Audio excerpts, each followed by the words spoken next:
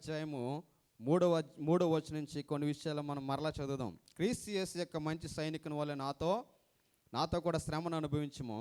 సైనికుడు ఎవడనో యుద్ధమునకు పోవునప్పుడు తను దండులో చేర్చుకున్నవాడిని సంతోషపెట్టవలనని ఈ జీవన వ్యాపారంలో చిక్కుకొనడు. మరియు జట్టి అయిన వాడు పోరాడనప్పుడు నియమ ప్రకారము పోరాడుకుంటే వానికి కిరీటము దొరకదు. పాటుపడని వ్యవసాయకుడే మొదట పొలములో పాలు పుచ్చుకొనవలసిన వాడు. నేను చెప్పు మాటలు ఆలోచించుకునము. అన్ని విషయములందు ప్రభువు నీకు వివేకము అనుగ్రహించును. తిమోతి పౌలు భక్తుని యొక్క రెండవ సువార్త ప్రయాణములో పౌలు భక్తుని యొక్క బోధ ద్వారా మార్చబడినటువంటి ఒక యవనస్తుడు. Timothy Greece దేశస్థుడు. పౌలు రెండవ సువార్త సంచారంలో ఉన్నప్పుడు పౌలు యొక్క మాటల చేత, పౌలు యొక్క వాక్యం చేత మార్చబడిన వాడు తిమోతి. నేను మీకు తెలియజేశాను. Entire 3 generations. తిమోతి వాళ్ళ అమ్మమ్మ దగ్గర నుంచి తిమోతి వాళ్ళ అమ్మ, తిమోతిని మనం చూసినట్లయితే ఈ 3 generations కూడా దేవుని యందు భయభక్తులు కలిగిన కుటుంబాలుగా ఉన్నట్లుగా మనము చూడగలుగుతాం.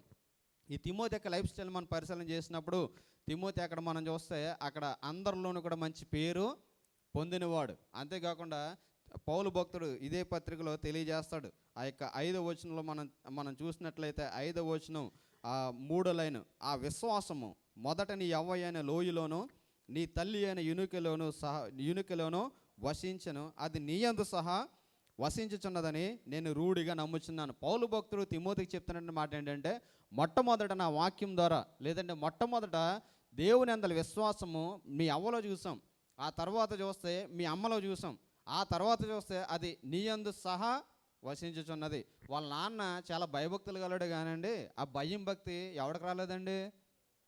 వాళ్ళ అబ్బాయికి రాలేదండి. వాళ్ళ నాన్నగారు చాలా దేవుని అందు భయభక్తులు కలిగి ఉండేవాడు, కానీ ఆ భక్తి జీవితం ఎవడికో కూడా రాలేదు. మా ఊర్లో ఒక ఆయన ఉండేవాడు, తెల్లవారితే రాత్రింపగల్లో కూడా మరి దేవుని యొక్క పరిచయాలను ఉంటూ రాత్రింపగల్లో దేవుని యొక్క మందులోనే గడుపుతుండేవాడు.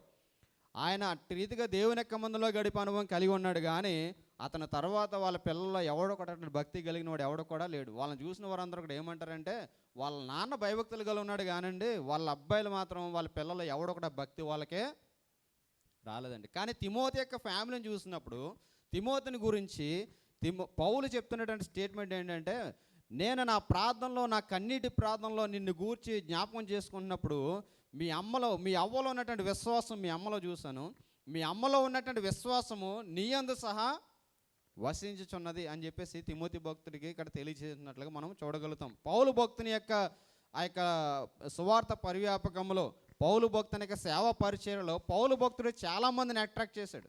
పౌలు భక్తునితో పాటు చాలామంది యంగ్స్టర్స్ ప్రయాణం చేశాడు, కానీ తిమోతి అంతటి నమ్మకమైన వాడు, తిమోతి అంతటి సమర్పణ కలిగిన వాడు మరి పౌలు భక్తునితో కూడా ప్రయాణం చేసిన వాళ్ళు ఎవరు కూడా లేనట్లుగా వాక్య ప్రకారం మనము చూడగలుగుతాం. నేను అందుకే ఈ యొక్క పత్రికలు మనం చదివినప్పుడు ఈ పత్రికలో విశ్వాసులు ఎలా ఉండాలి, సంఘ నాయకులు, సంఘ పరిచారకులు ఎలా ఉండాలి, అందరికీ కూడా మంచి మంచి వాక్యాలు ఇందులో ఉంటాయి.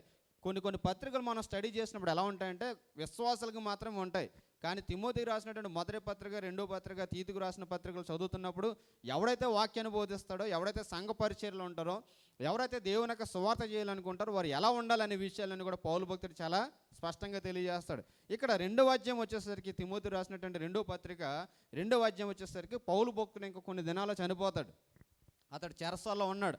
అతడు విడిపించబడ్డా ఆ యొక్క ప్రాణంతో ఉంటాడా లేదంటే ప్రాణంతో ఉండడా అనే విషయం ఎవరికో కూడా తెలియదు. ఎందుకంటే రోమన్స్ చేత బంధించబడ్డాడు, చెరలో ఉన్నప్పుడు రాయబడినటువంటి పత్రిక ఇది.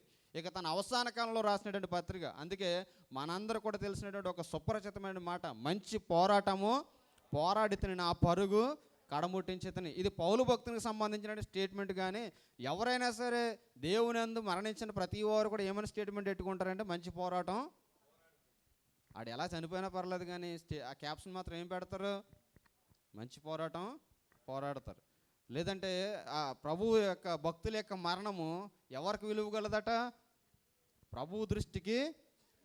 వాడు జీవితకాలంలో 365 రోజుల్లో ఎన్ని వారాలు చచ్చగలుగుతాడో తెలీదు, ఎన్ని వారాలు దేవుని యందు భయభక్తులు కలిగి ఉంటాడో తెలియదు, కానీ స్టేట్మెంట్ మాత్రం మనం ఆ యొక్క క్యాప్షన్ మాత్రం పెట్టడానికి చూస్తాం. ఈ యొక్క భారతదేశానికి వచ్చి పరిచర్య చేసినటువంటి మరి మన యొక్క విలియం కేరీ, నేను చాలాసార్లు చెప్తుంటాను, do great things for God, expect great things from God. దేవుని కొరకు గొప్ప కార్యాలు చేయండి, దేవుని కొరకు గొప్ప వాటిని ఆశండి అని చెప్తూ అతను చనిపోయిన తర్వాత అన్నాడట, నేను చనిపోయిన తర్వాత మీరు నన్ను గురించి స్మరణ చేయొద్దు. నేను చనిపోయిన తర్వాత మాటికి నా పేరు ఎంత మాత్రం కూడా ఎత్తవద్దు. మీరు ఏదైనా స్మరణ చేసుకోవాలంటే నన్ను వాడుకున్న నా నాదుని గురించి మాత్రమే మీరు మీరు మీరు మాట్లాడండి తప్ప నన్ను గురించి మీరు మాట్లాడొద్దు అని చెప్పేసి చెప్పాడు. అంటే ఇది ఎవరు చెప్తారంటే ఇటువంటి స్టేట్మెంట్స్ లెజెండరీస్ మాత్రమే చెప్పగలుగుతారు. మహానుభావులు అంటారు వీళ్ళని. వీళ్ళ తమ కొరకు తాము అన్నీ కూడా అర్పించుకుంటారు, దేవుని కొరకు కరిగిపోతారు, దేవుని కొరకు అరిగిపోతారు. మీకు ఒకవేళ వీలంటే విలియం కేరీ మూవీ చూడండి. నేను ఎప్పుడో ఒక ఇంటర్లో ఉన్నప్పుడు చూశాను. ఎప్పుడు అది మరి ఆ వెర్షన్ ఉందో లేదో నాకు తెలియదు, కానీ అందులో అతను ఇండియా వచ్చి పరిచయం చేస్తున్నప్పుడు తన సొంత భార్య దగ్గర నుంచే తిరస్కారం వచ్చినప్పుడు తన సొంత భార్య పిచ్చిదైపోద్ది ఇతని యొక్క కమిట్మెంట్ చూసి. వాళ్ళ పిల్లలు చచ్చిపోతే కప్పెట్టడానికి ఎవరు రాకపోతే సింగల్గా వెళ్ళి అతనే సమాధి చేసుకుంటాడు. ఈ సంఘటనలన్నీ కూడా చూసి పిచ్చుడైపోతాడు. అయినా సరే దేవుని కొరకు ఏమాత్రం కూడా వెనుక తీయకుండా దేవుని పరిచయాలు ఎంతగానో ముందుకు కొనసాగిన యోధుడిగా విలియం కేరీ ఉండడాన్ని మనము చూడగలుగుతాం. ఇప్పుడు పౌలు భక్తుడు ఎందుకే చెప్తాడు, పౌలు భక్తుడు కొన్ని దినాల్లో మరణిస్తాడు. ఇదిగో తిమోతి, నేను కొన్ని దినాల్లో చనిపోతాను, మంచి పోరాటం పోరాడితని నా పరుగు కడముట్టించుతాను, ఇదిగో నా కొరకు నీతి కిరీటము దేవుని దగ్గర దాచబడి ఉందని చెప్పేసి అతడు ఈ యొక్క మాటలన్నీ కూడా తెలియజేస్తూ కొన్ని విషయాలు తెలియజేస్తాడనమాట. తెలియజేస్తూ ఒక క్రైస్తవ విశ్వాసిగా నువ్వు దేవుని విశ్వాసం కలిగిన వాడువగా ఎలా ఉండి దేవుణ్ణి మెప్పించాలి, ఎలా ఉండి దేవుని యొక్క రాజ్యాన్ని నువ్వు స్వతంత్రించుకొనగలవు, ఎలా ఉండి దేవుని చేత నువ్వు మెప్పించబడగలవు అనే విషయాన్ని ఇక్కడ పౌలు భక్తుడు తిమోతికి తెలియజేస్తాడు. ఇప్పుడు మనం చదివినటువంటి రెండు రెఫరెన్స్లో ముగ్గురు పర్సనాలిటీని పౌలు భక్తుడు ఉదాహరించడాన్ని మనం చూస్తాం. మొట్టమొదటి మనం చూసినట్లయితే క్రీస్తు యేసు యొక్క మంచి సైనికుని వలె నాతో కూడా శ్రమను అనుభవించుము. ఇక్కడ ఉపయోగిస్తున్నటువంటి పర్సనాలిటీ ఏంటంటే ఎవరి వలె ఉండమన్నాడు, సైనికుని వలె ఉండమన్నాడు. ఇక్కడ మనం చూస్తే అక్కడ క్లారిఫికేషన్ ఇస్తాడు. సైనికుడు ఎవడును యుద్ధమునకు పోవునప్పుడు తను దండులో చేర్చుకుని వాని సంతోషపెట్టాలని ఈ జీవన వ్యాపారంలో చిక్కుకొనడు. సైనికుని యొక్క క్యారెక్టర్స్ ఎలా ఉండాలి ఇక్కడ తెలియజేశాడు. రెండోదిగా మనం చూస్తే జట్టి అయిన వాడు పోరాడినప్పుడు నియమ ప్రకారము పోరాడుకుంటే వానికి కిరీటము దొరకదు. జట్టి అయిన వాడు అంటే అర్థం ఏంటి? ఎందుకంటే మమ్మల్ని అడుగుతారు, ఎందుకంటే మీరే చెప్పేచ్చు కదండి, టైం వేస్ట్ అన్నట్టు చూస్తున్నారు మీరు. జట్టి అయిన వాడు అంటే అర్థం ఏంటి? తిమోతి పత్రిక ఎప్పుడు చదవలేదా? మరి ఏం చదువుతున్నారు మీరు? ఒకసారి ఆప్ చేశాను. 5వ వచనం మనం చూసినట్లయితే, మరియు జట్టి అయిన వాడు పోరాడినప్పుడు నియమ ప్రకారము పోరాడుకుంటే వానికి కిరీటము దొరకదు. రెండోదిగా మొట్టమొదటిగా ఎవరి గురించి చెప్తున్నాడంటే ఒక సైనికుడి గురించి చెప్తున్నాడు. Every believer should be like an soldier. ప్రతి విశ్వాసి కూడా ఎలా ఉండాలంటే ఒక యుద్ధ నైపుణ్యం కలిగిన సైనికునిగా ఉండాలంటున్నాడు. రెండోదిగా ఏం చెప్తున్నాడంటే జట్టి అయిన వాడు నియమ ప్రకారం పోరాడుకుంటే everyone should be like a professional sportsman అనమాట. స్పోర్ట్స్ మ్యాన్ చాలామంది ఉంటారు ప్రపంచంలో, చాలామంది ఆటగాళ్ళు ఉంటారు, కానీ అందరు ఆటగాళ్ళలో కూడా కొంతమంది ఆటగాళ్ళు ఉంటారు. ఫుట్బాల్ చరిత్రలో చాలామంది ఆటగాళ్ళు ఉన్నా ఎవరు మాట్లాడుకున్నా ఎవరి కోసం మాట్లాడతారు? క్రిస్టియానో రొనాల్డో, ఒక మెస్సీ, ఇంకా కొంతమంది అథ్లెట్స్ గురించి మాట్లాడతారు. వాళ్ళ కోసం ఎందుకు మాట్లాడతారంటే వారిలో లేనివి వీళ్ళలో సంథింగ్ ఏదో కొన్ని క్వాలిటీస్ ఉన్నాయి. ఇండియన్ క్రికెట్ చరిత్రలో చాలామంది ఉన్నారు, కానీ గాడ్ ఆఫ్ ద క్రికెట్ అని సచిన్ టెండూల్కర్ గురించి ఎందుకు మాట్లాడతారంటే అందరిలో లేని క్వాలిటీస్ సచిన్ టెండూల్కర్లో సంథింగ్. సబ్జెక్టులోకి తర్వాత వెళ్దాం. మూడోదిగా మనం చూసినట్లయితే పాటుపడిన వ్యవసాయకుడే మొదట పొలములో పాలు పుచ్చుకొనవలసిన వాడు. మూడోదిగా అంటున్నాడు ఒక వ్యవసాయకుని గుర్తు చేస్తున్నాడు. మొట్టమొదటిగా ఒక సైనికుని వల్ల ఉండాలంటున్నాడు. రెండోదిగా చూస్తే ఒక జట్టి అయిన వాని వల్ల ఉండాలంటున్నాడు. మూడోదిగా చూస్తే ఎవరి వల్ల ఉండాలంటున్నాడు? ఒక వ్యవసాయకుని వలె ఉండాలన్నాడు. ఇప్పుడు సబ్జెక్ట్లో వెళ్దాం. సైనికుని యొక్క క్యారెక్టర్స్ మీరే చెప్పాలి. ఈరోజు సబ్జెక్ట్ అంతా మీదే. ప్రతి వారం నేనే ప్రసంగం చేస్తున్నాను కాబట్టి ఈరోజు ప్రసంగం మీది. మన సైనికుని గురించి పరిశీలన చేసినప్పుడు సోల్జర్స్, మన లాంగ్వేజ్లో ఆర్మీ అనుకున్నా, సోల్జర్ అనుకున్నా, ఎవరు అనుకున్నా సైనికులకు ఉండవలసినటువంటి క్యారెక్టర్స్, వారు ఎటువంటి అనుభవాలు కలిగి ఉంటారు, వారికి ఉన్నటువంటి క్యారెక్టర్స్ ఎలా ఉంటాయి? మీ దగ్గర నుంచి స్టార్ట్ చేద్దాం. సైనికుడు ఎలా ఉండాలి చెప్పండి. సైనికుడు స్ట్రిక్ట్గా ఉండాలి. ఓకే. బలంగా ఉండాలి. సైనికుడు చాలా బలంగా ఉండాలి. ఇంకా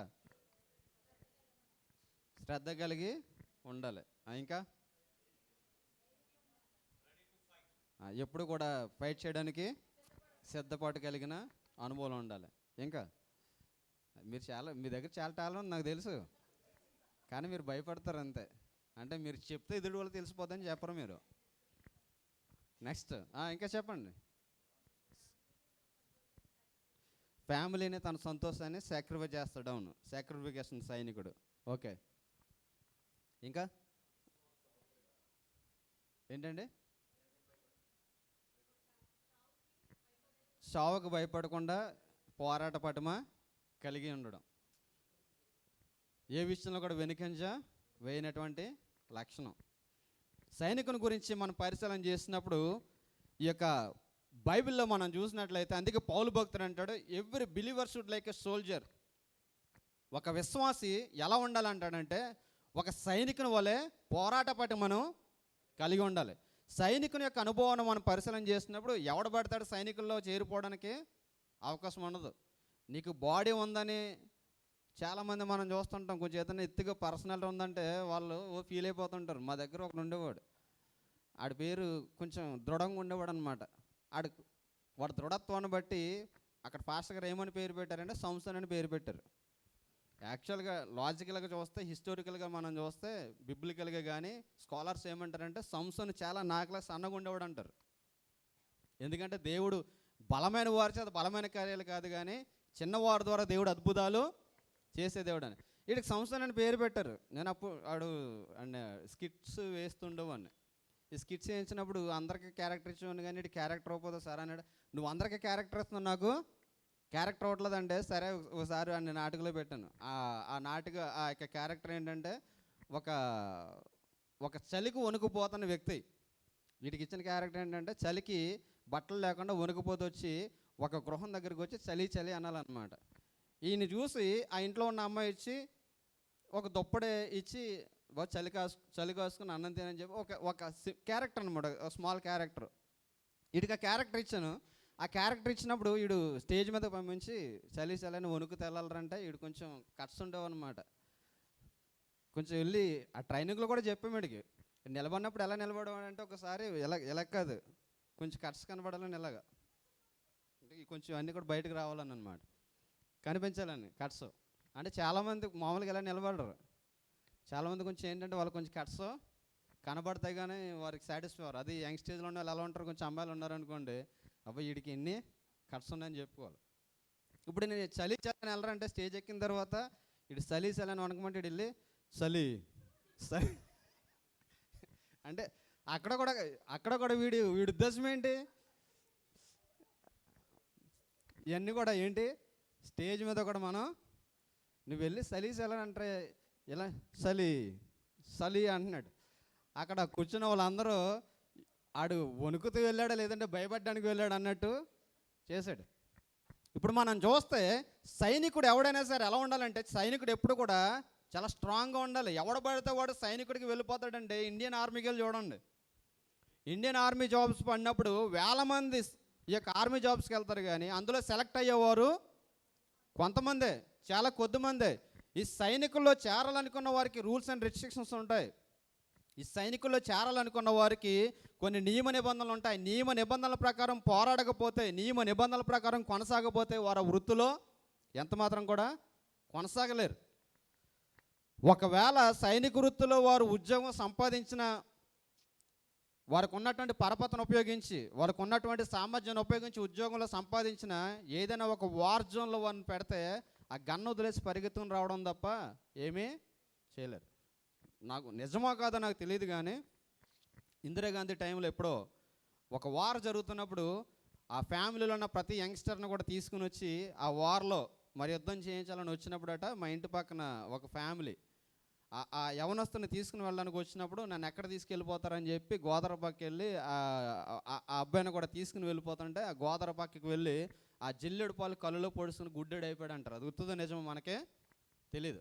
దీనికి కారణం ఏంటంటే అక్కడ చేయాలంటే కొంత సాక్రిఫికేషన్ అనేది మనకి అవసరం, హార్డ్ ట్రైనింగ్ ఉంటుంది.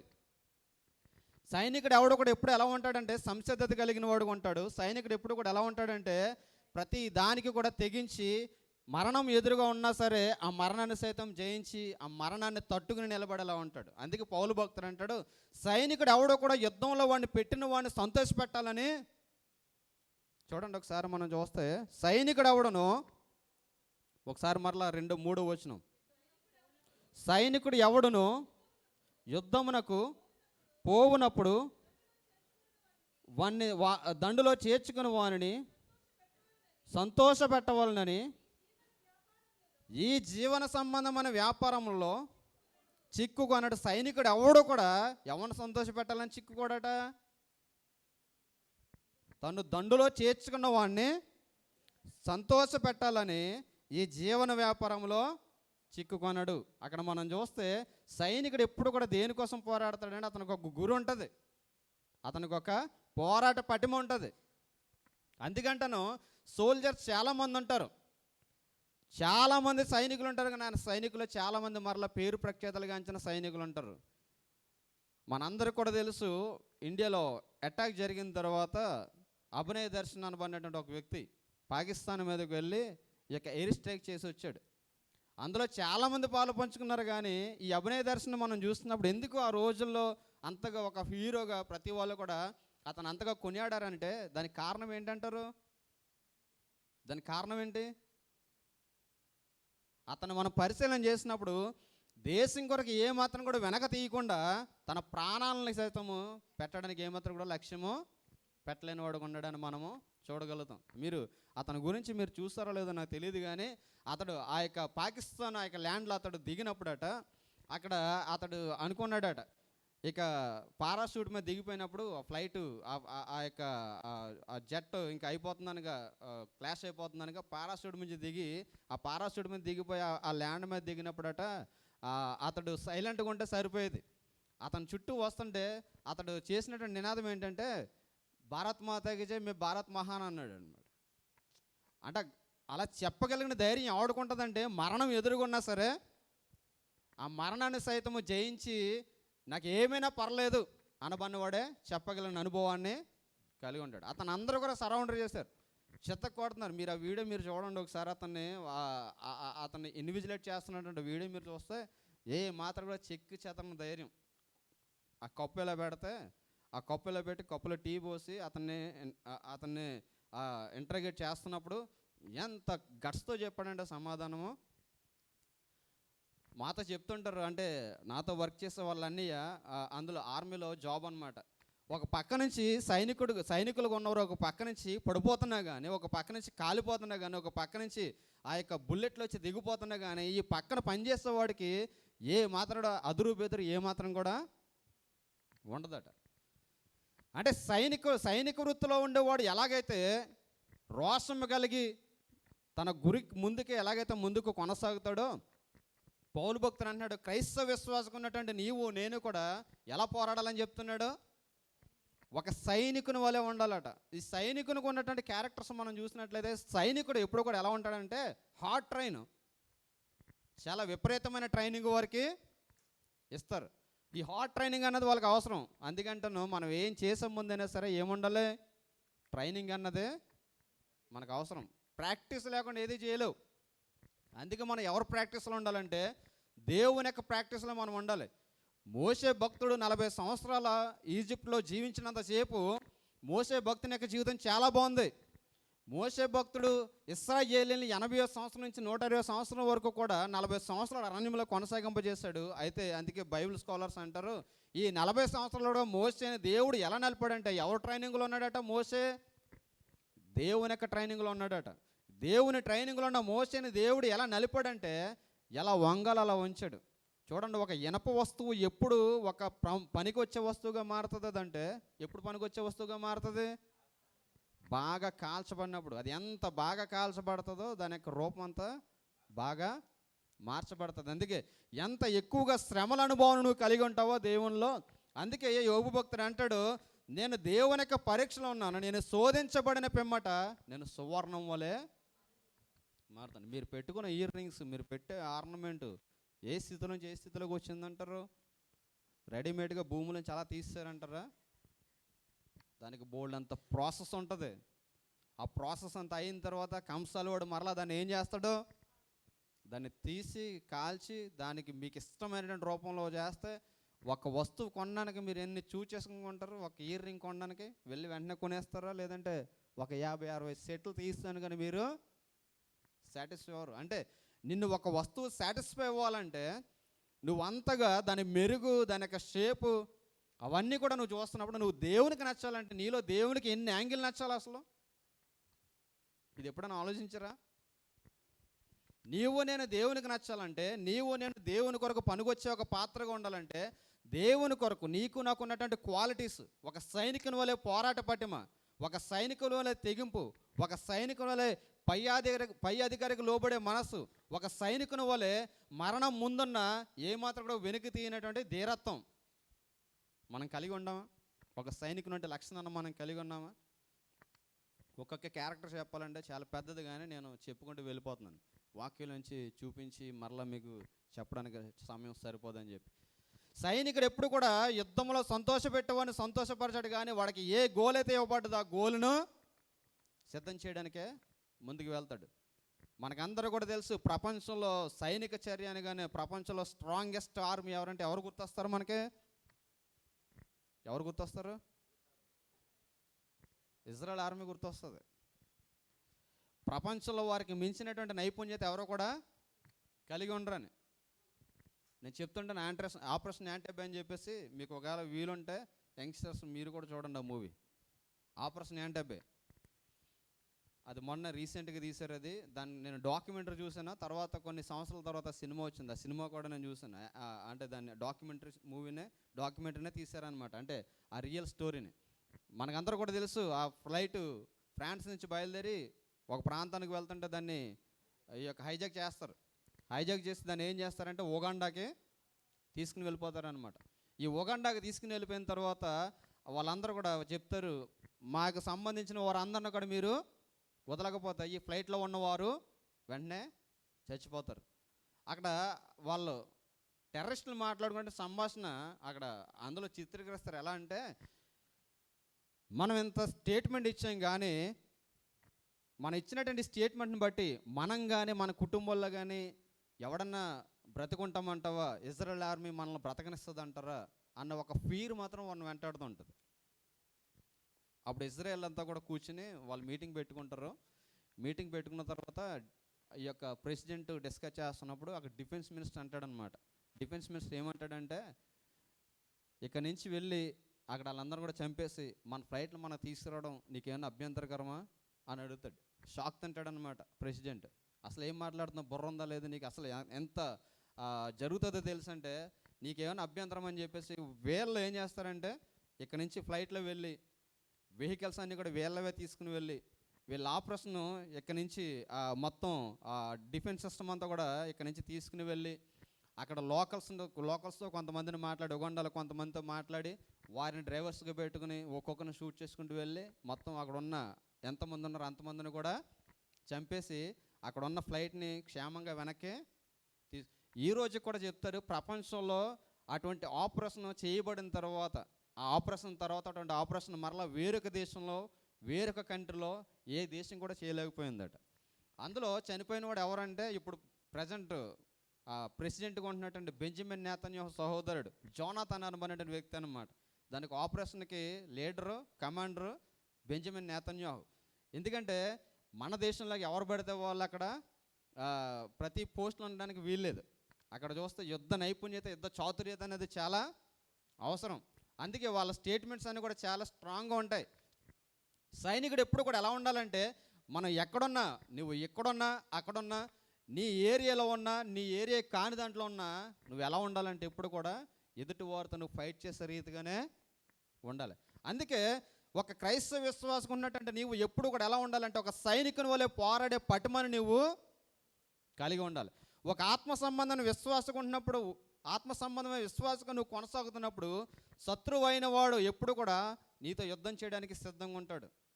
ఇది నేను ఫిజికల్ వార్ గురించి మాట్లాడలేదు, కానీ స్పిరిచువల్ వార్ గురించి మాట్లాడుతాను. ఒక ఆత్మ సంబంధాన్ని విశ్వాసగా దేవుని కొరకు రోషం కలిగిన సైనికునిగా నువ్వు నిలబడాలనుకున్నప్పుడు సాతానుడు కూడా ఏం చేస్తుంటాడంటే ఆత్మ సంబంధంగా నిన్ను పడద్రోయడానికి నేను అనేక రీతిలుగా ప్రయత్నాలు చేస్తుంటాడు. అందుకే పౌలు భక్తుడు అంటాడు, ఎపిసోలు రాసినటువంటి పత్రిక 6వ అధ్యాయం 10వ వచనంలో సైనికుడు ఎలా ఉండాలని తెలియజేస్తుంటాడు. చూడండి, ఎపిసోలు రాసినటువంటి పత్రిక 6వ అధ్యాయము 10వ వచనం మనం చూస్తే,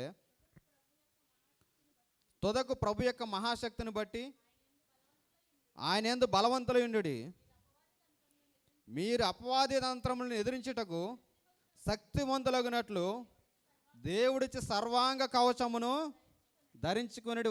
ఏం చేయాలంటే సైనికునిగా ఉన్నట్టంటే నీవు ఎలా ఉండాలట? చూడండి, ఇప్పుడు ఆర్మీకి వెళ్తున్నప్పుడు ఆర్మీ దగ్గర ఏమేమి ఉంటాయి? బుల్లెట్ ప్రూఫ్ జాకెట్ ఉంటుంది, హెల్మెట్ ఉంటుంది, చేతిలో ఏముంటుంది? గన్ ఉంటుంది. ఆ తర్వాత అంతకు మించి యూనిఫామ్ ఉంటుంది, షూ ఉంటుంది, అన్నీ ఉంటాయి. కొన్ని రెగ్యులేషన్స్ ఉంటాయి, కొన్ని రూల్స్ ఉంటాయి. సైనికుడైన వాడు అవన్నీ కూడా ఫాలో అవ్వాలి. ఒక ఆత్మ సంబంధం విశ్వాసిగా బైబిల్ చెప్తుంది నువ్వు ఒక సైనికుడిగా ఉండాలంటే, ఒక ఆత్మ సంబంధం విశ్వాసిగా దేవుని అనుసరిస్తున్న వాడుగా, నీ యజమానుడు అయినటువంటి నీ ఆఫీసర్ అయినటువంటి యేసుక్రీస్తుని అనుసరిస్తున్న వాడుగా, ఒక సైనికునిగా ఒక ఆర్మీగా నువ్వు ఉండాలంటే నువ్వు ఏమేమి ధరించుకోవాలని చెప్తున్నాడు? దేవుడిచ్చు సర్వాంగ కవచం. సర్వాంగ కవచం అంటే ప్రతి అవయవానికి కూడా ఒక్కొక్క షీల్డ్ ఉండాలట. ప్రతి అవయవానికి కూడా ఒక్కొక్క షీల్డ్ ఉండాలి. ఇప్పుడు మనం చూసే కన్నులు మంచివి కాకపోతే కన్నులకి ఏముండాలి? నీ కళ్ళు ఏవి పడితే చూసేస్తున్నాయంటే నీకు భయం భక్తి లేని అర్థం. ఇంకా నీ దేహంతో నీ ఇష్టం వచ్చినట్టు నువ్వు చేయగలుగుతున్నావు అంటే నీకేం లేదు, భయం కాదు, భయం లేదు, భక్తి లేదు. మనం అంటారు కదా, భయం భక్తి లేని కూడా అంటే ఎక్కడెట్టిందంటే గుడ్డు అలా ఉంటుంది అనమాట. భయం భక్తి లేనటువంటి విశ్వాసం మనల్ని ఎక్కడికి నడిపిస్తుందంటే నిత్య నరకానికే. దేవుడు నీకు ఇచ్చిన ప్రతి అవయవం కొరకు నీకు ఏముండాలంటే ఆత్మ సంబంధం వ్యక్తిగా, దేవుని చేత మెప్పించబడే వ్యక్తిగా నువ్వు ఉండాలంటే ప్రతి దానికి కూడా ఏముండాలట? ఒక అవయవం కాపాడుకోవడానికి నీకు ఒక వెపన్ ఉండాలట. చూడండి, అక్కడ అంటున్నాడు దేవుడిచ్చే సర్వాంగ కవచాన్ని నీవు ధరించుకోవాలి.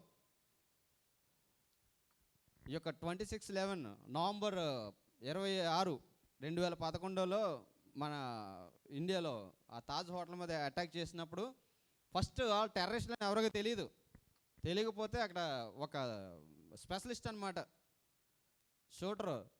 ఆ షూటర్ ఏమనుకున్నాడు, ఆయనకు ఫోన్ వచ్చింది. ఆయనకు ఫోన్ వస్తే ఆయన ఏమనుకున్నాడంటే వీళ్ళు దోపిడీ దొంగలు హోటల్లో పడని చెప్పేసి అనుకున్నారట మొట్టమొదట. అతడు ఎన్కౌంటర్ స్పెషలిస్ట్ అనమాట. అతడు చెప్తేనే ముంబై సిటీ అంతా కూడా గడగలాడుతుంది. ఆ వ్యక్తిని వీళ్ళు రంగంలో దించారు సెంట్రల్ గవర్నమెంట్. వెళ్ళి క్లియర్ చేసుకుని వచ్చామంటే వీళ్ళు వాళ్ళు ఎక్స్పర్ట్స్ అనమాట. వాళ్ళు చాలా డేరింగ్ అండ్ డాషింగ్ వెళ్తారు, షూట్ చేసి వచ్చేసి ఉంటారు. అయితే ఇతను అటువంటి దొంగలు అనుకొని చెప్పేసి షీల్డ్ కట్ ఏం వేసుకోవాలి. అతను షీల్డ్ కట్ ఏం వేసుకోకుండా వెళ్ళి ఏం చేశాడంటే ఆర్డినరీ థీప్స్ అయి ఉంటారని చెప్పేసి, దొంగలు అయి ఉంటారని చెప్పేసి వెళ్ళి అక్కడ వాడు షూట్ చేసి వద్దామని సరే వెళ్ళేసరికి అక్కడ ఏం చేశారు, వాళ్ళున్న వారంతా కూడా AK-47 వేసుకుని ఉన్నారు. వెంటనే కాల్ చేశారు. కాల్ చేస్తే అందరూ అనుకుని చాలా బాధపడ్డారు. అప్పట్లో ఎన్కౌంటర్ స్పెషలిస్ట్ ఇతడు చాలా ఎన్కౌంటర్లు చేశాడు. ఇప్పుడు వరకు అతను చేసిన ప్రతి ఎన్కౌంటర్లో సక్సెస్ఫుల్ తప్ప ఎప్పుడు కూడా వెనక్కి తిరిగి రాలేదు. అటువంటి వ్యక్తి అంత సింపుల్గా చచ్చిపోయాడు అనుకో. అట్లీస్ట్ బుల్లెట్ ప్రూఫ్ జాకెట్ వేసుకున్నా సరిపోయేది, అట్లీస్ట్ అతడు ప్రొటెక్ట్ చేయబడి ఉండేవాడు అని చెప్పేసి. అంటే అతడు ధరించుకోవాల్సిన అవయవం ఆ యొక్క వెపన్, దాన్ని ఏమంటారు, షీల్డ్ ధరించుకోకపోవడం వల్ల ఏమైంది, తన ప్రాణము. అందుకే ప్రతి సోల్జర్కి ఇప్పుడు ఏమిస్తారు, ఒక బుల్లెట్ ప్రూఫ్ జాకెట్ ఇస్తారు. ఇప్పుడు CM PM ప్రయాణం చేస్తున్నప్పుడు మరి మీ అందరికీ తెలియాలంటే అమెరికన్ ప్రెసిడెంట్ ప్రయాణం చేస్తున్నప్పుడు అమెరికన్ ప్రెసిడెంట్ కారు కూడా వాళ్ళు ఏ కార్లో కూడా అలౌ చేయరు, అమెరికన్ ప్రెసిడెంట్ కారు తప్ప. అందుకే మీరు చూడండి, అమెరికన్ ప్రెసిడెంట్ వైట్ హౌస్ నుంచి బయలుదేరుతున్నాడంటే ప్రెసిడెంట్ కారు, సెక్యూరిటీ సిస్టమ్ అంతా కూడా ఎక్కడి నుంచి బయలుదేరుతుంది, వాళ్ళకి స్పెషల్గా వాళ్ళ ఫ్లైట్లు అన్నీ కూడా వాళ్ళే తీసుకెళ్తారట.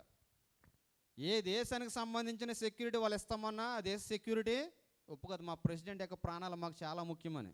అమెరికన్ ప్రెసిడెంట్ కార్ యొక్క స్పెసిఫికేషన్స్ మీరు చదివితే అందుకే దాన్ని ద బీస్ట్ అంటారు. ద కార్ని, అమెరికన్ ప్రెసిడెంట్ డ్రైవ్ చేసే కార్ని ఏమంటారంటే ఒక బీస్ట్. ఒక బీస్ట్ అంటే ఒక విచిత్రమైన జంతువు లాంటిది. దాని ఎదురుగా నిలబడి ఎన్ని బాంబులు వేసినా కానీ, ఎంతలా కాల్చినా కానీ ఆ కార్ని ఏం చేయలేదు, ఆ కార్లో ఉన్న వ్యక్తిని కూడా ఏం చేయలేదు. అందుకే వాళ్ళంత ధైర్యంగా ఉండగలుగుతారు. ఒక సైనికుడు ఎప్పుడు కూడా ఎలా ఉండాలంటే చూడండి, దేవుడిచ్చే సర్వాంగ కవచాన్ని ధరించుకోవాలి. చూడండి, మనం పోరాడినది శరీరాలతో కాదు కానీ ప్రధానులతోనూ అధికారులతోనూ ప్రస్తుత అంధకార సంబంధములకు లోకనాథులతోనూ ఆకాశ మండలమందున దురాత్మ సమూహములతోనూ పోరాడుచున్నాం. ఒక ఆత్మ సంబంధమైన విశ్వాసం ఎవరితో పోరాడతాడట? నీ పక్క వాళ్ళతో నువ్వు పోరాడవు. ఎప్పుడు దేంతో పోరాడతావు నువ్వు? ఆత్మ సంబంధమైన విశ్వాసం దేంతో పోరాడతాడట? స్పిరిచువల్గా ప్రేయర్ చేస్తుంటే నేనేం డిస్టర్బ్ చేస్తుంటే సాతాన సంబంధమైన దురాత్మలన్నీ కూడా నీ మీద ఏలుబడి చేయడానికి, నిన్ను ఆపడానికి ప్రయత్నం చేస్తుంటే, నేను చాలాసార్లు చెప్తుంటాను, డానియేలు ప్రార్థన చేస్తుంటే, డానియేలు చేసినటువంటి ప్రార్థన దేవుని దగ్గరికి చేరకుండా పర్షియా దేశపు దెయ్యం వచ్చి అడ్డుకుంటుంది. డానియేలు ప్రార్థన చేస్తుంటే, డానియేలు ఉపవాసం ఉండి ప్రార్థన చేస్తుంటే, ఈ ప్రార్థన దేవుని దగ్గరికి చేరకుండా పర్షియా దేశపు అపవిత్రాత్మ అడ్డుపడితే డానియేలు దేవుని దగ్గరికి ప్రార్థన వెళ్ళలేదని కృంగిపోతే, అప్పుడు దేవుడు ఏం చేస్తాడంటే మిఖాయేలును పంపిస్తాడు, దేవదూతను పంపిస్తాడు. అప్పుడు వచ్చి ఆ దేవదూత వచ్చి ఏం చేస్తుంది? ఆ యొక్క అపవిత్రాత్మను బంధించి డానియేలుని బలపరుస్తుంది. అంటే ఇప్పుడు నీ ప్రార్థన, నా ప్రార్థన దేవుని దగ్గరికి చేరాలంటే మధ్యలో ఏం అడ్డుకుంటాయట? ఆకాశ మండలమందున్న దురాత్మ సమూహములతోను. ఇప్పుడు డానియేలు వంటి భక్తుడు ప్రార్థన చేస్తే ఆ ప్రార్థన దేవుడి దగ్గరికి వెళ్ళట్లేదు. మీరు జస్ట్ ఇమాజిన్ చేయండి, డానియేలు వంటి భక్తుడు ప్రార్థన చేస్తుంటే ఆ ప్రార్థన ఎవరి దగ్గరికి వెళ్ళకుండా ఏమి పట్టుకుంటుందట? పర్షియా దేశపు దురాత్మ ఆవరిస్తుంది. ఇప్పుడు మీరు చెప్పండి, అక్కడ ఎన్నిసార్లు ప్రార్థన చేస్తున్నారు ఇలా రోజుకి? ఒకసారి స్టాప్ చేయండి. పోరాడినది శరీరాలతో కాదు. ఒక ఆత్మ సంబంధమైన విశ్వాసిగా, ఆత్మ సంబంధమైన సైనికునికి ఉన్నటువంటి నీవు ఎవరితో పోరాడాలో తెలుసా? ఆకాశ మండలమందున్న దురాత్మ సమూహంతో నువ్వు పోరాడుతున్నావు. దేవునితో నువ్వు ఇంటర్లింక్ చేయబడినప్పుడు ఈ దురాత్మ సంబంధమైన సమూహాలన్నీ కూడా నిన్ను మరి డిస్టర్బ్ చేయడానికి ప్రయత్నం చేస్తున్నప్పుడు నువ్వేం చేయాలంటే ఇవన్నీ కూడా ధరించుకోవాలని చెప్పేసి అక్కడ ఒక లిస్ట్ ఇచ్చాడు అనమాట. ఆ లిస్ట్ని ప్రతి ఆత్మ సంబంధమైన విశ్వాసం కూడా ధరించుకొని దేవుని కొరకు విశ్వాస సంబంధమైన జీవితం జీవించాలని ఇక్కడ పౌలు భక్తుడు సంఘానికి తెలియజేస్తున్నాడు. రెండోదిగా మనం చూస్తే జట్టి అయిన వాడు. జట్టి అంటే ఏమని చెప్పాను? ఒక స్పోర్ట్స్మెన్, ఒక అథ్లెట్. జట్టి అయిన వాడు ఎలా పోరాడాలట? నియమ ప్రకారము పోరాడుకుంటే వానికి కిరీటము దొరకదు. కిరీటం దొరకాలంటే ఇప్పుడు మనం ఎందుకు భక్తి చేస్తున్నాం చెప్పండి. ఒకటి, సైనికుడు ఎప్పుడు కూడా ఫైట్ చేసే రీతిగా ఉండాలి. అంటిల్ లాస్ట్ బ్రీత్ అనమాట. చివరి శ్వాస వరకు కూడా ఫైట్ చేసే రీతిగానే ఉండాలి. నువ్వు ఫైట్ చేయలేదంటే నువ్వు సైనికుడు కాదు, నీ దగ్గరికి విజయము రానే రాదు. ఒకసారి అలెగ్జాండర్ ఫైట్ చేస్తున్నాడట. సైనికుడు ఎలా ఉండాలంటే చాలా ధైర్యంగా ఉండాలి. అందుకే రాజులను ఏం చేసేవారు తెలుసు? ఆ రోజుల్లో రాజుని ఏనుగు మీద కూర్చోబెట్టి సైనికులు యుద్ధం చేసేవారు. ఈ ధైర్యవంతుడైన రాజు ఏం చేసేవాడంటే ఆ యొక్క ఏనుగు మీద ధైర్యంగా కూర్చోవాలి. ఎందుకంటే నా సైన్యం నా పక్షంగా పోరాడుతుందని. అదే రాజు పిరుకోడానికో ఏం చేసేవాడట? ముందే ఏనుగు దిగి పరిగెత్తుకుని వెళ్ళిపోయేవాడు. ఆయన చూసిన సైనికులు ఏం చేసేవారు? అందుకే సైనికుడు ఎప్పుడు కూడా యుద్ధం చేస్తున్నప్పుడు మా రాజు ఏనుగు మీద ఉన్నాడా లేదని వెనక్కి తిరిగి చూసేవారు అనమాట. ఆ రాజు ఏనుగు మీద కూర్చుని ఉంటే ఇలా డబల్ ఎనర్జీతో యుద్ధం చేసేవారు. ఒకవేళ రాజుని వెనక్కి తిరిగి చూస్తే రాజు ఏనుగు మీద లేకపోతే ఆడే పారిపోయాడు, ఇంక మా సంగతి ఎందుకని చెప్పేసి యుద్ధం చేసేవాళ్ళు కూడా ఏం చేసేవారట? వెనక్కి పారిపోయారు. అలెగ్జాండర్ ఒకసారి యుద్ధం చేస్తున్నాడు. యుద్ధంలో అలెగ్జాండర్ ఆ గుర్రం మీద సైనికులను పంపించి గుర్రం మీద నిలబడి చూస్తుంటే ఒక వ్యక్తి సైన్యులోంచి పారిపోతున్నాడట. పారిపోయి వచ్చేస్తుంటే ఆయన పిలిచాడట, రే ఏం జరిగింది వెనక్కి వచ్చేస్తున్నావు అంటే, యుద్ధం కొంచెం బలంగా జరుగుతుంది, యుద్ధం చేయడానికి భయం వేసి పారిపోతున్నాడంటే, వాట్ ఇస్ యువర్ నేమ్ అన్నాడట అలెగ్జాండర్. నీ పేరేం పేరు అని అడిగితే ఆడన్నాడట, నా పేరు అలెగ్జాండర్ అన్నాడట. ఏమన్నాడు? నా పేరు అలెగ్జాండర్. అప్పుడు అలెగ్జాండర్ అన్నాడట, రే బుద్ధి లేనాడా, నువ్వు ఆవిడ పేరు పెట్టుకున్నా తెలుసా? అలెగ్జాండర్ ద గ్రేట్ అన్న పేరు పెట్టుకున్నావు. అయితే యుద్ధంలో చనిపో, లేదంటే నువ్వు ఒక ధైర్య సాహసాలతో అక్కడ నిలబడని చెప్పేసి పంపించాడట. సైనికుడు ఎప్పుడు కూడా చివరి శ్వాస వరకు కూడా ఎలా ఉండాలి తెలుసా? పోరాడేవాడుగా ఉండాలి, దేవుని కొరకు నిలబడే రీతిగా ఉండాలి. కష్టాలు వచ్చాయి, ఇరుకులు వచ్చాయి, ఇబ్బందులు వచ్చాయి, నష్టాలు వచ్చాయి. చేత కానివాడుగా వెనక తిరిగిపోయేవాడు క్రైస్తవుడు కానే మరణం ముందున్నా సరే పౌలు వలె ఎలా ఉండాలి తెలుసా? రాళ్ళతోటి కొట్టబడిన సువార్తను ఆపకుండా పట్టుదలతో చెప్పినట్టి స్తెఫనుకు మాదిరి, యేసు బోధ చేయకంటూ ఏలికలే ఏకమైతే రొమ్ము విరచి చెప్పినట్టి అపోస్తులే మాదిరి, ఎదురు వస్తే కైసరైనా ఎదురు తిరుగు నేస్తమా, ఎవరైనా నిలువపోకుమా, మనసు నిండా వాక్యముంటే మనిషి నిన్ను ఆపలేడు, ఆత్మకున్న ఆశయంతో కదులు ముందుకు, సజ్జన ద్వేషులు ఇలలో సహజం, యేసుకే తప్పలేదు మరణం లే, నిలబడు పరిగిడు తండ్రి పని కోసమే, నీ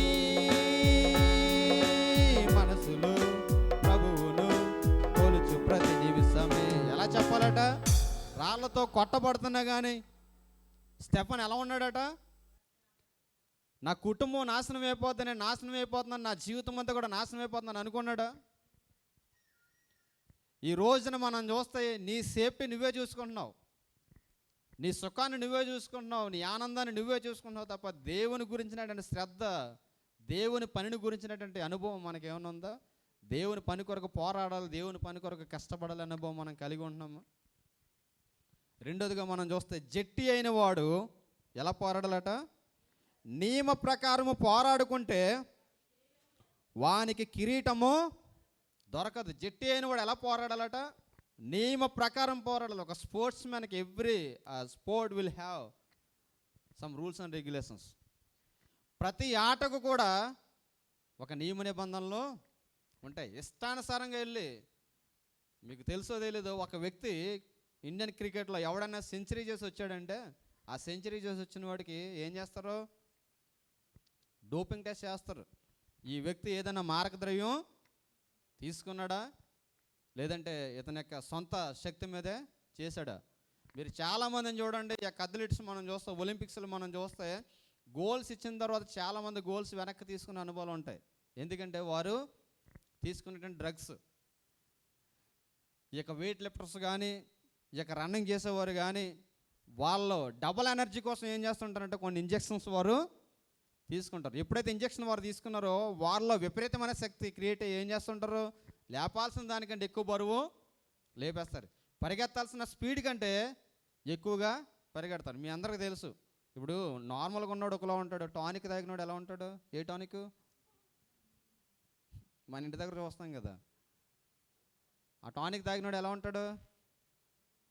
అంటాడట, నాకు కొట్టినను నాకు నిప్పు తగలలేదు, నన్ను గీరినను నాకు గాయం అవ్వలేదు అని చెప్పేసి నేను వాడ కొయ్య చివర నిలిచిన వాని వల్లే ఉన్నాను అంటాడట. వాళ్ళు ఏం తీసుకున్నారని చెప్పేసి ఏం చేస్తారు? వాళ్ళు బయటకు వచ్చిన తర్వాత డోప్ టెస్ట్ చేస్తారు.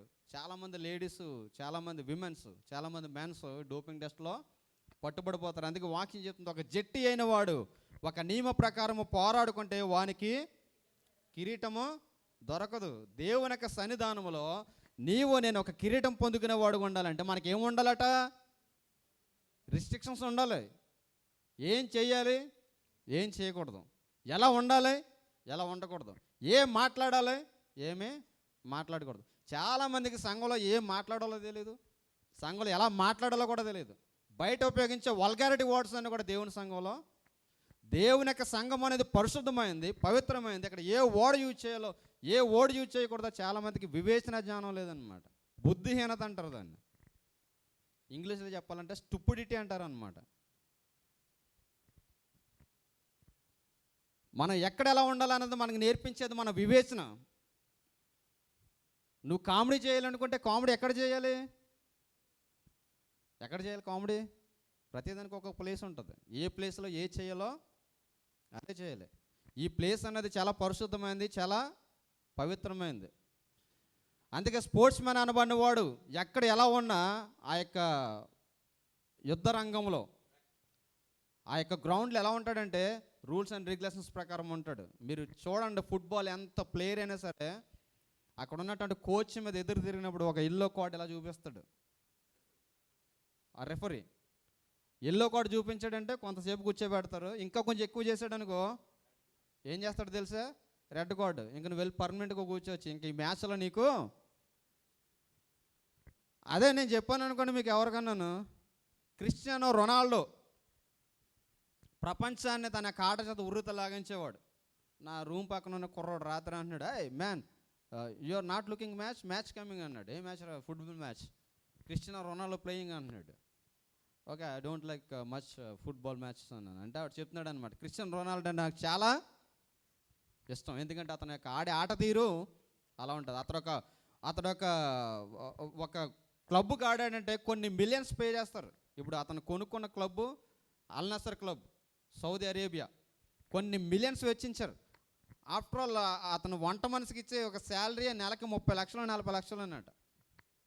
దేవుడు మనలాంటి వాళ్ళకి జాబ్ ఇస్తే అంత బాగుంటుంది కదా. దాన్ని బట్టి మీరు అంత ఉన్నవాడైనా సరే క్రికెట్ ఆ యొక్క ప్లే గ్రౌండ్లో ఉన్నప్పుడు అతనికి రూల్స్ అండ్ రెగ్యులేషన్స్ మారితే అతడు ఎవరికి ఎదురు తిరగకూడదు? రెఫరీ ఏది చెప్తే అది నోరు మూసుకునే ఉండాలి. నేను ఎంత బలవంతుని, నేను ఎంత జ్ఞానవంతుని, నేను ఎంత ఆటగానని చెప్పేసి అతని యొక్క బలాన్ని గ్రౌండ్లో ప్రదర్శించాలని చూస్తే, అతడు పర్సనల్ లైఫ్లో చేసేది ఏదైనా సరే ఆ గ్రౌండ్లో ప్రదర్శించాలని చూస్తే అక్కడ రూల్స్ ఒప్పుకోవు. మీకు తెలుసో తెలీదో, ఇండియన్ క్రికెట్ చరిత్రలో one of the best captain అని చెప్తారు మహమ్మద్ అజరుద్దీన్. అతనికి ఏ లైఫ్ నుంచి వచ్చాడంటే ఒక చిన్న స్థాయి నుంచి వచ్చాడు మహమ్మద్ అజరుద్దీన్. అతనికి బ్యాక్గ్రౌండ్ మనం చూస్తే క్రికెట్ గ్రౌండ్లో ప్రాక్టీస్ అవ్వడానికి క్రికెట్ కిట్ని సైకిల్ కట్టుకుని వచ్చి చాలా కష్టపడి 10-15 కిలోమీటర్లు వచ్చి ప్రాక్టీస్ చేసి ఒక ఉన్నతమైన స్థానానికి ఎదిగాడు అజరుద్దీన్. అతడు ఇంటర్నేషనల్ మ్యాచ్లో అడుగు పెట్టగానే చాలామంది క్రికెటర్ తెలుసు, క్రికెట్ ఆడేవారికి వరుసగా 3 సెంచరీలు కొట్టినవాడు. వరుసగా 3 సెంచరీలు కొట్టి మొత్తం ప్రపంచంలోని ఆటగాళ్ళ అందరి దృష్టిని ఆకర్షించినవాడు. మీరు ఇండియన్ కెప్టెన్స్ లిస్ట్లో చూస్తే one of the best captain Indian చరిత్రలో. అప్పటి వరకు కూడా ఎవరు బెస్ట్ అంటే అజహరుద్దీన్ టైం వరకు కూడా అజహరుద్దీన్ బెస్ట్ కెప్టెన్. అతడు ఆడే ప్లే కానీ మీరు ఇప్పుడైనా సరే చూడండి, యంగ్స్టర్స్ అతడు ఆడుతున్నప్పుడు అతనికి ఆట శైలి ఎలా ఉంటుందంటే, అతడు ఏదైనా స్క్వేర్ కట్ కొట్టాడంటే ఇలా తిరుగుతుంది అనమాట, బాల్లో తిరుగుతుంది బ్యాట్. అంత విపరీతమైన ఆటగాడు, అంత విపరీతమైన ఆట కలిగిన వాడు 2000 సంవత్సరాలు ఏం జరిగింది? అతడు చేసుకున్నటువంటి ఒక నిబంధన, బయట వ్యక్తితో అతను చేసుకున్నటువంటి నిబంధన, ఒక బుకీస్ అంటారు వాళ్ళు. అంటే బయట వారు ఏం చేస్తారంటే, ఈ బాల్ నువ్వు 6 కొడితే నువ్వు 6 కొట్టిన దానికి నీకు 10 లక్షలు ఇస్తాం, లేదంటే ఆడేసే 6వ ఓవరు 3వ బాల్కి నీవు కానీ క్యాచ్ ఇచ్చి అవుట్ అయిపోతే నీకు 20 లక్షలు ఇస్తాం. ఒక డీల్ ఉంటుందన్నమాట. ఇప్పుడు చాలా కౌంటర్లు చేస్తారు. వాళ్ళు ఏం చేసేవారంటే గ్రౌండ్లో ఉంటారు, వాళ్ళు వీళ్ళకి ముందుగానే చెప్తారనమాట. సో అలా మ్యాచ్ ఫిక్సింగ్ చేసుకున్నాడు అతను. ఇతను చేయడమే కాకుండా ఇతనితో పాటు సౌత్ ఆఫ్రికన్ కెప్టెన్ హ్యాన్సీ క్రోనే అతను కూడా మ్యాచ్ ఫిక్సింగ్లోకి తీసుకొచ్చాడు. అసలు ఎవరికీ తెలియదు. అన్ఫార్చునేట్ ఏం జరుగుతుందంటే, ఢిల్లీ పోలీసులు వెళ్ళిపోతున్నారు. వాకీ టాకీస్లో ఒక సంభాషణ వినపడుతుంది. ఆ సంభాషణ ఏంటంటే, ఇదిగో పలానా వ్యక్తి ఇదిగో గ్రౌండ్లో జరుగుతున్న సంభాషణ వచ్చింది. సంభాషణ అంటే సంభాషణ ఎవరికెవరికి జరిగింది? పలానా హ్యాన్సీ క్రోనే నెక్స్ట్ ఇంకొక బుక్కీకి జరిగినటువంటి సంభాషణ. వెంటనే 2000 సంవత్సరాలు అది ఆ సిబిఐ ఎంక్వైరీ వేస్తే మహమ్మద్ అజరుద్దీన్ బయట వ్యక్తి చేత ఏం చేసుకున్నాడని తెలిసింది? మ్యాచ్ ఫిక్సింగ్ చేసుకున్నాడని తెలిసింది. ఎన్ని సంవత్సరాలు బ్యాన్ వేశారు తెలుసా? లైఫ్ టైం బ్యాన్ వేశారు. One of the toppest captain, one of the toppest player. అతనికి ఆట అంటే పడి చచ్చిపోయేవారు జనాలు. అటువంటి వ్యక్తి ఏ పరిస్థితులకు వెళ్ళిపోయాడు తెలుసా? లైఫ్ బ్యాన్ వేస్తే కొట్టుకుంటే ఆ కేసు కొట్టివేయబడ్డానికి ఎన్ని సంవత్సరాలు పట్టింది తెలుసు? ఇండియాలో కోర్టుకి ఏదన్నా వెళ్తే కేసు ఎలా ఉంటుందో మనకు తెలుసు. ఒక చిన్న కేసు, ఆ కేసు కొట్టేయడానికి, ఆ కేసు మాఫీ చేయించుకోవడానికి 12 సంవత్సరాలు పట్టింది. 2010లో అతనికి బ్యాన్ వేస్తే, ఒక లాయర్ని పెట్టుకుని వాదిస్తే, ఒక ఆంధ్ర లాయర్ వాదిస్తే, అతని మీద వేసినటువంటి కేసులన్నీ కూడా అన్యాయం అని చెప్పి వాదిస్తే, ఆ కేసు కొట్టేయడానికి ఎన్ని సంవత్సరాలు పట్టింది తెలుసా? 12 సంవత్సరాలు. 2012 సంవత్సరాల కోర్టు టెంపరీగా తీసేసింది. అప్పటికి అతని వయసు 50 సంవత్సరాలు అయిపోయింది. మొత్తం స్పోర్ట్స్ లైఫ్ అంతా కూడా అయిపోయింది. దేని ప్రకారం పోరాడలేదు? ఏముండాలి? నియమం ఉండాలి, నిబంధన ఉండాలి. జట్టి అయిన వాడు ఎవడైనా సరే ఎలా పోరాడాలట? మీరు ఇంటికి కొట్టుకోండి. ఎంతమంది గోల్డ్ మెడలిస్టులు మరలా ఇచ్చిన గోల్డ్ మెడల్ వెనక్కి తీసేసుకున్నారు. ఎంతమంది స్పోర్ట్స్ మ్యాన్స్ వారి యొక్క లైఫ్ని చేజేతున్నారు. ఎందుకు ఈరోజు అందరూ కూడా విరాట్ కోహ్లీ అంటున్నారు? జట్టి అయిన వాడు పోరాడాలంటే గ్రౌండ్లో ఏముండాలి? ముందు ఏముండాలి? ప్రాక్టీస్ ఉండాలి. ఏముండాలి? ప్రాక్టీస్ ఉండాలి. ఏం చేయాలన్నా సరే ఏముండాలంటే మనకు ప్రాక్టీస్ ఉండాలి. నేను అందుకే చెప్తాను, తమ్ముళ్ళు ఎంత బాగా కొట్టగలుగుతున్నారంటే వాళ్ళు ఏం చేస్తున్నారు? ప్రాక్టీస్ చేస్తున్నారు. మీరేం చేస్తున్నారు? మైకులు పట్టుకుంటున్నారు. ప్రాక్టీస్ ఉండాలి. అందుకంటారు ప్రాక్టీస్ మేక్స్ మెన్స్ సక్సెస్ అని, మేక్స్ పర్ఫెక్ట్. ప్రాక్టీస్ అట మనిషిని ఏం చేస్తుందట? ద కంప్లీట్ మ్యాన్ అంటారట. ప్రాక్టీస్ లేకపోతే మీరు చూడండి, టైపింగ్ నేర్పిస్తారు. మొట్టమొదట టైపింగ్ నేర్పించినట్టు మొత్తం 4 words ఇస్తారు. ఫస్ట్ ఏమిస్తారు? ASDF, ABCD కాదండి, ASDF KLJ ఆ స్పేస్ ఇస్తారు. ఫస్ట్ ఫింగర్స్ దాని మీద తిరుగుతుంటుంది. అలా ప్రాక్టీసెస్ ఏమవుతుంటుంది? అది మొత్తం ఏకి ఎక్కడుందో తెలిసిపోతుంటుంది. మీ నెంబర్స్ కీబోర్డ్ వాడుతున్నప్పుడు నెంబర్స్ కీబోర్డ్ రెగ్యులర్గా వాడుతుంటే ఏమవుతుంది? మీరు ఏ రేస్నైనా సరే చూసుకోండి. జెస్సీ ఓవెన్స్ అనబడినటువంటి ఒక అథ్లెట్ మనం చూసుకున్నప్పుడు చాలా పూర్ పర్సన్ అనమాట, ఆఫ్రికన్. మాకు 5th ఎప్పుడు చాప్టర్ ఉండేది. అతడు ప్రాక్టీస్ చేసేవాడు, ఎంత కసిగా చేసేవాడు అంటే ఒలింపిక్లో నాకు గోల్ రావాలని చెప్పి జెస్సీ ఓవెన్ ఏం చేసేవాడంటే పరుగు పందాల్లో ఎలాగైనా సరే నేను విజేతను కావాలని చెప్పేసి ఏం చేసేవాడు తెలుసా? ఆ వీధులు కుక్కలు ఉంటాయి, ఆ వీధి కుక్కలతో పాటు పరిగెడుతుండేవాడు. వీధి కుక్కలతో పాటు పరిగెత్తి ఆ వీధి కుక్కల్ని ఎలాగైతే బీట్ చేయాలో నేర్చుకున్న వీధి కుక్కలతో పరుగు పందెం వేసుకుని వాటితో పాటు పరిగెడుతూ ఏం చేశాడంటే ఎలాగైతే కడకి గోల్డ్ మెడల్ సాధిస్తాడు జెస్సీ ఓవెన్స్. ఈరోజు అందరూ కూడా చెప్పుకుంటున్నాం, మీరు చూసారు లేదు, దుబాయ్ ట్యాక్సీల మీద కొత్తగా ఒక యాప్ ఉంటుంది, బోల్ట్ అనబడినటువంటి యాప్. ఎంతమంది తెలుసు? బోల్ట్ అంటే ఎవరు? Hussain Bolt athletic. ప్రపంచంలోనే ఒక చిరతపులి వేగంతో పరిగెట్టే ఒక అథ్లెట్. ఎక్కడి నుంచి వచ్చాడంటే ఒక సామాన్యమైన స్థితి నుంచి వచ్చాడు. అతను కానీ రేసులో ఉన్నాడంటే అందరి కళ్ళు కూడా ఎవరి వైపు చూస్తాయి తెలుసా? హుస్సేన్ బోల్ట్ వైపు చూస్తాయి. హుస్సేన్ బోల్ట్ని అడిగితే నీ సక్సెస్కు నీ యొక్క ఇన్ని మెడల్స్కి కారణం ఏంటని అడిగితే అతను ఏం చెప్తాడో తెలుసా? నేను చేసే కఠోర సాధన. నేను ఒక 5-6 years బ్యాక్ చూస్తాను, విరాట్ కోహ్లీని అడుగుతున్నప్పుడు మీరు ఎంతలా పరుగులు చేయడానికి మీ ఫిట్నెస్కి కారణం ఏంటి అని అడిగితే అతడు చెప్పింది ఏంటి తెలుసు? ఎక్కువ సమయం నేను ఎక్కువ కఠోర సాధన, నేను ఈ జిమ్లోను గ్రౌండ్లో ఎక్కువ కఠోరమైన సాధన నేను చేస్తాను. ఇప్పుడు నీ కఠోరమైన సాధన అంటే వెళ్ళి జిమ్లోనూ అటు పరిగెత్తేమని కాదు. ఆత్మ సంబంధం విశ్వాసగా నీకు నాకు ఉండవలసిన సాధన దేంట్లో ఉండాలి? దేవుని కొరకైన ఆత్మ సంబంధం విషయాల్లో సాధన మనకు ఉండాలి. ప్రార్థనలో సాధన ఉండాలి, వాక్యంలో సాధన ఉండాలి, పాటలు పాడడంలో సాధన ఉండాలి. ఒక అధ్యాయం తప్పులు లేకుండా చదవగలిగిన ఎక్స్పీరియన్స్ మనకు లేకపోతే ఒక ఆత్మ సంబంధం విశ్వాసిగా నువ్వు దేంట్లో నీ పెర్ఫెక్షన్ దేంట్లో చూస్తాడు దేవుడు? ఒక అధ్యాయాన్ని తప్పులు లేకుండా చదివి ఒక పాట తప్పులు లేకుండా పాడలేకపోతే, ఒక అరగంట మోకరించి ప్రార్థన చేసే అనుభవం లేకపోతే నువ్వు ఎలా సక్సెస్ అవుతావు? ఒక స్పోర్ట్స్ మ్యాన్ తన బహుమానాన్ని పొందుకోవడానికి అన్ని గంటలు కఠోర సాధన చేసి కష్టపడుతుంటే ఒక ఆత్మ సంబంధ విశ్వాసగా దేవుని దగ్గర నుంచి తీసుకోవాల్సినటువంటి ఆ యొక్క బహుమానాన్ని నువ్వు పొందాలంటే ఎంత కఠోరమైన సాధన నీకు నాకు అవసరం. నేను మారతాను పరిగెత్తాను కాబట్టి నాకు తెలుసు ఎంత కష్టమో 21 kilometers పరిగెత్తడం. ఆ పరిగెత్తిన తర్వాత ఉంటుంది మన లాంగ్వేజ్లో చెప్పాలంటే సరదా అంతా తీరిపోద్ది అనమాట. ఎప్పుడు వస్తుంది రా బాబు అన్నట్టు ఉంటుంది. నేను కొంతమందిని చూస్తుంటాను, మీరు ఒకవేళ వీలుంటే మీరు కూడా పార్టిసిపేట్ చేయండి. ఎందుకంటే మనకి ఏమనిపిస్తుంది తెలుసా? అక్కడ పరిగెత్తే ముసలోళ్ళని చూసి ముసలోళ్ళు మనకి ఇంకా ఎనర్జీ వస్తుంటుంది.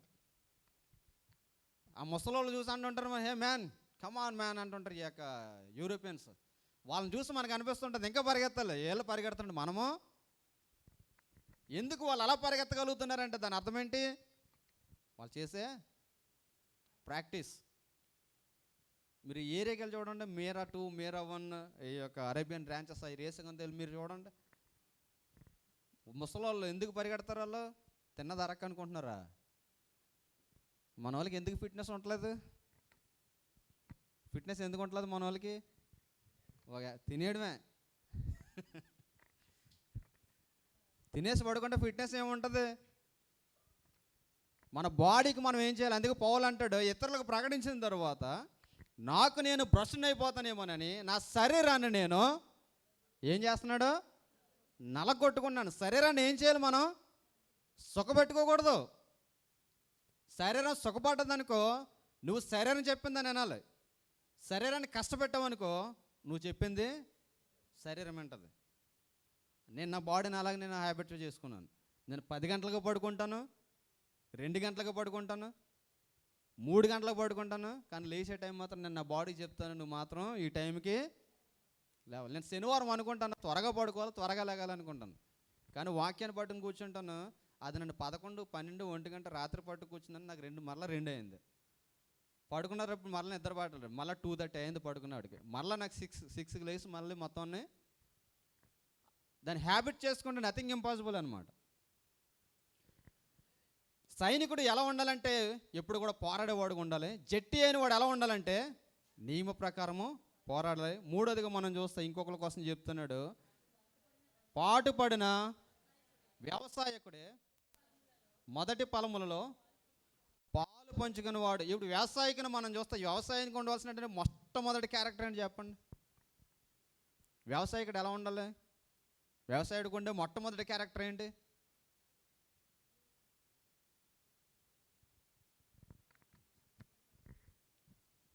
మనం తినేయడమే తప్ప వాడి కోసం ఆలోచించేది ఏమి ఉండదు. వ్యవసాయకుడు చేసే మొట్టమొదటి పని ఏంటి? అతడు అక్కడ భూమిని చూస్తాడు. ఆ భూమిని చూసిన తర్వాత ఆ భూమిలో ఏ పంట వేయాలని చూస్తాడు. పంట ప్లాన్ చేసుకున్న తర్వాత పంట వేసిన తర్వాత వ్యవసాయుడికి ఉండే నిరీక్షణ ఏంటి? ఆ పంట ఫలాన్ని నేను అనుభవించాలి. నేను వేసిన పంట ఫలాన్ని నేను అనుభవించాలి తప్పనిసరిగా. అంటే ఫ్యూచర్ కోసమైనటువంటి ఆలోచన. అంటే నేను దేని కొరకు కష్టపడుతున్నానో దాన్ని నేను అనుభవించాలి. ఇప్పుడు పౌలు భక్తుడు అన్నాడు, మొట్టమొదటిగా సైనికుని చెప్తున్నాడు, రెండవదిగా జట్టి అయిన వాడిని చెప్తున్నాడు, మూడోదిగా ఎవరిని చూపిస్తున్నాడు అంటే ఒక వ్యవసాయకుని ఉండాలన్నాడు. వ్యవసాయకుడు ఏం చేస్తాడంటే ఒక ఎందుకు పనికిరాని భూమిని ఏం చేస్తాడు? సేద్యపరుస్తాడు. ఆ సేద్యం చేయడానికి తనకు తానుగా కష్టపడతాడు. ఆ సేద్యపరచబడిన తర్వాత ఇక్కడ ఏ పంట వేస్తే బాగుంటుంది, ఆ పంట వేసిన తర్వాత మరలా ఆ పంట చేతికి వచ్చే వరకు కూడా ఏం చేస్తాడు? దాన్ని చాలా భద్రంగా చాలా జాగ్రత్తగా దాన్ని కాపాడుతుంటాడు. అవసరమైతే అహోరాత్రులు నిద్రపోకుండా తను వేసినటువంటి తన పంట కొరకు కనిపెట్టుకుని ఎదురు చేసే సహనము ఏముంటుంది? సహనము, ఓపిక. చూడండి యాకోబు రాసినటువంటి యాకోబు రాసినటువంటి పత్రిక ఇది చెప్పి నేను ముగిస్తాను. 5వ అధ్యాయము 7వ వచనం మనం చూద్దాం. సహోదరులారా, చూడుడి, వ్యవసాయకుడు తొలకరి వర్షమును కడవరి వర్షమును సమకూడు వరకు విలువైన భూఫలము నిమిత్తము ఓపికతో కాచుకొనుచు దాని కనిపెట్టును కదా. ప్రభువు రాక సమీపించినది కనుక మీరు ఓపిక కలిగి ఉండి మీ హృదయములను స్థిరపరచు. ఎలా ఉండాలట? వ్యవసాయకుడికి ఉన్నటువంటి ప్రధానమైన లక్షణం ఏంటట?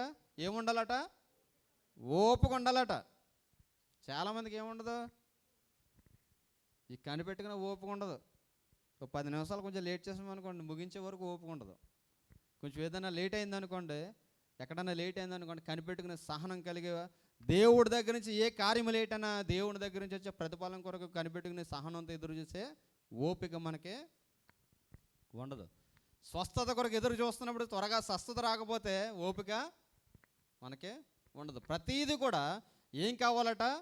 వ్యవసాయకుడికి ఉన్నటువంటి ప్రధానమైనటువంటి క్యారెక్టర్ ఏంటంటే వ్యవసాయకుడు ఎలా కనిపెట్టుకుంటాడట? ఓపికతో కనిపెట్టుకుంటాడట. ఈ ఓపిక సహనం ఎవరైతే కలిగి ఉంటారో వారన్నీ జయించే వరకు ఉంటారు. చూడండి, వ్యవసాయకుడు ఒక విత్తనం వేసిన తర్వాత ఆ విత్తనం వేసిన దగ్గర నుంచి కూడా అది మొలకెత్తి అది పెద్ద ఎదిగి ఆ పంట చేతికి వచ్చే వరకు కూడా చాలా ప్రాసెస్ పడుతుంది. ఇంచుమించు 2-3 నెలలు 6 నెలలు ప్రాసెస్ పడుతుంది అదంతా కూడా చేతికి వచ్చే వరకు. ఆ చేతికి వచ్చిన తర్వాత ఈ మధ్యలో ఏది గాలి తుఫాను కానీ ప్రకృతి వైపరీత్యం రాకుండా ఉంటే చేతికి వస్తుంది. మాస్టర్ అస్తమాటలు చెప్తుంటారు కదా, మొన్న రెండు నెలల క్రితం చెప్పారు, ఫస్ట్ టైం కొబ్బరికాయలు ఇన్ని వచ్చాను, ఫస్ట్ టైం విన్నాను. ఆయన నాతో ఎప్పుడు కూడా చెప్తుంటారు, మా వాళ్ళకి పెట్టడమే కానీ మాస్టర్ ఎప్పుడు దానికి తగ్గ దిగుబడి లేదు. ఈ వ్యవసాయకుడు ఎప్పుడు కూడా, వ్యవసాయకుడు ఉన్నది ఏంటి, ఎప్పుడు కూడా ఓపికతో కనిపెట్టుకుంటాడు, ఓపికతో పనిచేస్తాడు. ఏం పని చేస్తాడంటే, నాకు ఒక ప్రతిఫలం అనేది వస్తుంది, నేను కష్టపడిన దానికి ప్రతిఫలము, నేను ఎంతైతే నేను శ్రమ పడ్డానో ఆ శ్రమ పడిన ప్రతి దానికి కూడా తగిన బహుమానము నేను వేసిన పంట ద్వారా నేను పొందుకుంటాను అనే ఒక విశ్వాసంతో వ్యవసాయకుడు పనిచేస్తాడు. నువ్వు చేసే భక్తి, నువ్వు చేసే దేవుణ్ణి నువ్వు అనుసరించే విశ్వాస జీవితం ఎలా ఉండాలంటే, ఓపికతో దేవుని అనుసరించే రీతిగా ఉండాలి. దేవుని ఆత్మ సంబంధం విషయాల్లో ఏది కూడా షార్ట్ టెంపర్లో ఏది కూడా జరగదు. కొన్నిసార్లు మన జీవితాలు కార్యం జరగడం చాలా లేట్ అవ్వచ్చు. ఆ లేట్ అయినా సరే మనం ఏం చేయాలంటే ఓపికతో ఏం చేయాలి, ఎదురు చూడాలి. ఎంతగానో విస్తారంగా ఆశీర్వదించమనేటువంటి యోబు జీవితం పతనం అయిపోయిన తర్వాత యోబు ఎంతగా ఎదురు చూశాడంటే, అంత సహనంతో కనిపెట్టుకున్నాడంటే, చుట్టుపక్కల స్నేహితులు బంధుమిత్రులు అందరూ కూడా వచ్చి యోబుని ఎంత అపహాస్యం చేసినా, యోబుని ఎంత చిన్న చూపు చూసినా, యోబు తన యొక్క విశ్వాసాన్ని విడిచిపోయినవాడు కాదు. అందుకే యోబును దేవుడు ఎంతగా ఆశీర్వదించాడంటే, మరలా ముందున్న దానికంటే విస్తారంగా ఆశీర్వదించాడు దేవుడు. దేవుని కొరకు ఓపికతో కనిపెట్టి చూసినప్పుడు, దేవుని కొరకు నిరీక్షణతో కనిపెట్టి చూసినప్పుడు, దేవుని యొక్క ప్రతిఫలం కొరకు మనం ఎదురు చూసినప్పుడు దేవుడు తప్పనిసరిగా నిన్ను నన్ను జ్ఞాపం చేసుకుంటాడు. అందుకే ఒక క్రైస్తవ విశ్వాసం ఉన్నటువంటి నీవు నేను ఎలా ఉండాలంటే, ఒక సైనికుని వలె దేవుని కొరకు ఎప్పుడు పోరాడే ఆత్మ సంబంధం విశ్వాసంగా ఉండాలి. ఒక అథ్లెట్ వలె దేవుని కొరకు, దేవుని యొద్ద నుండి బహుమానాన్ని పొందుకునే వ్యక్తిగానే ఉండాలి. ఒక వ్యవసాయకుడు తన విలువైన భూఫలము కొరకు ఎలాగైతే ఎదురు చూస్తాడో, దేవుని కొరకు ఫలభరితమైన జీవితం, ఫలభరితమైన ఒక వృక్షం, ఫలభరితమైన ఒక ఫలాన్ని పండించే రీతిగా ఒక శ్రేష్టమైన వృక్షంగా నీవు నేను ఉన్నప్పుడు దేవుని సంతోషపెట్టే వరకు ఉండగలుగుతాం. అందుకే పౌలు అంటున్నాడు తిమోతితోటి, తిమోతి క్యారెక్టర్స్ అన్నీ కూడా ఒక క్రైస్తవ విశ్వాసగా నీవు కలిగి ఉండాలి, క్రీస్తుని అనుసరిస్తున్న వారు కలిగి ఉండాలి. అన్ని విషయాల్లో నియమ నిబంధనలు మనకు కావాలి, అన్ని విషయంలో దేవుని కొరకు అనేటువంటి రోషం మనకు కావాలి, అన్ని విషయంలో దేవుని కొరకు మరి ఓపికతో కనిపెట్టుకున్న అనుభవం మనం కలిగి ఉండాలని ఈ యొక్క వాక్యాన్ని తెలియజేస్తుంది. ఈ యొక్క ఉదయకాల సమయంలో దేవుని అనుసరిస్తున్నటువంటి నీవు నేను ఇటువంటి క్యారెక్టర్స్ కలిగి ఉన్నామా లేమా ఒకసారి నేను నువ్వు పరిశీలన చేసుకుని, ఒకవేళ కలిగి ఉండలేకపోతే ఇటువంటి క్యారెక్టర్స్ అన్ని కూడా కలిగి దేవుని కొరకు శ్రేష్టమైన జీవితం జీవిద్దాం. అటువంటి కృపలో దేవుడు మనల్ని నడిపించును గాక. ఆమేన్. అందరూ కూడా లేచి నిలబడినట్లయితే ప్రభు యొక్క